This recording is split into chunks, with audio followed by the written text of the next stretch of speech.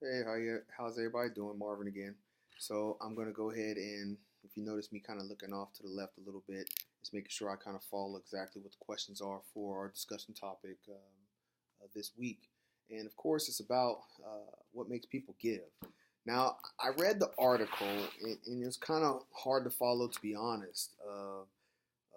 The article is talking about, how much money is raised, how much money people raise, what they raise money for. Um, I agree in parts, but I kind of disagree, and I think it's total different reasons on why people give to certain foundations, charities, or just things that are going on within their community or something that really is near and dear to their heart. So first and foremost, I will tell you that people give for a number of reasons. Okay, I can tell you one big reason why people give to certain things is because maybe they have been through something in their life that they've experienced that they're no longer to that point where they have to worry about that, but they want to be charitable to the organizations that help them get out of said situations, whether that be domestic violence. We have those type of places, shelters and things like that that house men and women and their children when they're going through certain things. So, I mean, just based off of that, that's because they have been there and they know that other people need help. So it's out of the kindness of their heart, but supporting something that they have went through that they know that donations helped them at one point in time. You could talk about how people were in poverty at one point in time, and the way they want to reach back is to give to charitable events or charitable organizations so that they can benefit other people and give that hand back to bring them back forward into where they need to be in life. You got some people, for instance, I feed the homeless. I'm very big on that because I don't think that our communities do enough to take care of our homeless populations, whether that be a veterans homeless population or just regular civilians down on their luck. Some of them having medical conditions where families abandon them. And I don't approve of abandonment of any person, so therefore I give to homeless people. And that's out of the kindness of my heart because I know for a fact I'm in a position to be able to do so. It makes me feel good. It makes me feel happy that I can help other people. It might not be a lot that I can do for that person, but it's something. And that's really, at the end of the day, what matters. As long as you can do something. And there's all kind of other reasons why people do it. Some people just give to charitable events because it's a tax write-off. If you really think about it, a lot of them can put that down in their taxes and say, hey, I gave to this charity and I want to make sure I get a tax write-off because they might need that type of thing, especially now with our new tax laws. So, I mean, there's many reasons why people might decide to give to some charity. I remember my mom back in the past, we didn't have a lot of money, so we were in poverty. We were working class, lower working class at that. Um, Boys and girls clubs.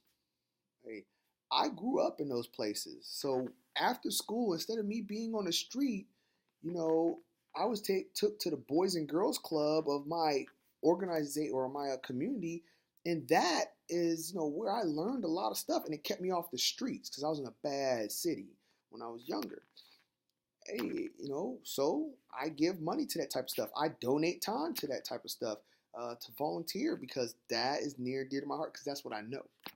But it also says the article was written in 2008, right? Because it was, if you looked at it.